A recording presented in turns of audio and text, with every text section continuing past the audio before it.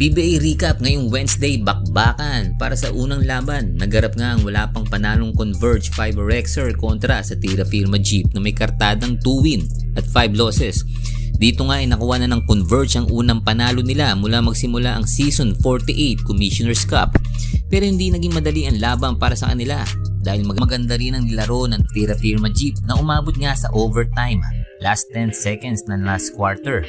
Nga bumato si Javi Gomez Diliano ng 3-point shot upang maitabla ang laban sa 88. Ngunit sa huli ay nakuha pa rin ng Converge ang panalo sa score na 103-94. Pinangunahan ng kanilang import na si Jamil Wilson ng opensa na kumamada ng 32 points, 10 rebound at 5 assists.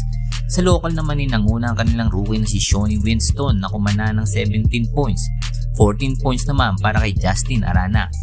Sa Tira Firma naman ay nanguna si Wami Chongson na umiscore ng 28 points, Stephen Holt 14 points, Javi Gomez Diliano 13 points. Ang kanilang import naman ay nakapagtala lang ng 12 points. Sunod na makakalaban ng Converge ang Meralco Bowl sa linggo, December 17 sa Inari Center, Antipolo. Ang Tira Firma naman ay makakarap ang Magnolia sa December 20 sa Smart Araneta Coliseum.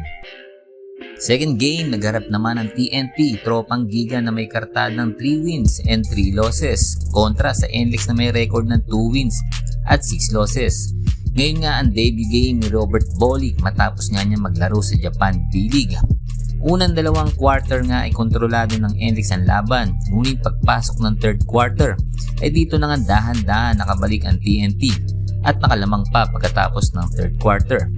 Fourth quarter ay nagpatuloy ang mainit na opensa ng TNT dahilan upang makuha nila ang panalo.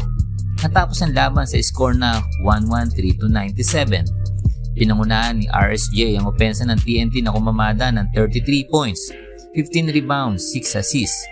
Mainit din ang naging laro ni Calvin Oftana na kumana ng 29 points, 8 rebounds at 4 assists. Para sa NLEX naman ay nanguna si Robbie Herndon na kumana ng 25 points. Ito nga dyan ay galing sa 3-point shot. Ang kanilang import na ay nakapagtala ng 15 points at 17 rebounds. Tig 14 points naman si BGR at ang kanilang rookie na si Enoch Valdez. Sunod nga makakalaban ng TNT ang Blackwater Bossing sa Biyernes, December 15 sa Smart Araneta Coliseum. Ang NLEX naman ay makakaharap ang Blackwater sa Smart Araneta Coliseum sa December 22. Narito naman ang PBA team standing as of December 14. Nangunguna pa rin ang walang talong Magnolia Chicken Templados na may record na 7 wins at 0 losses. Pangalawa naman ang Phoenix na may record na 6 wins at 1 losses. Pangatlo naman ang Meralco na may kartadang 5 wins at 1 losses. Pang-apat naman ang Barangay Ginebra San Miguel na may record na 4 wins at 2 losses. Panglima ang Northport Batang Pier na may record na 5 wins at 3 losses.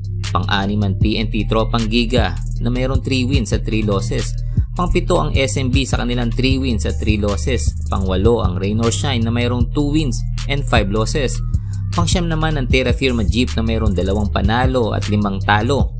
Pang-sampu naman ang NLEX sa kanilang 2 panalo at 6 na talo. Parehas namang mayroong 1 panalo at 6 na talo ang Blackwater Bossing at Converge Fiberexers. Ito naman na maglalaro ngayong Biyernes, December 15 sa Smart Araneta Coliseum.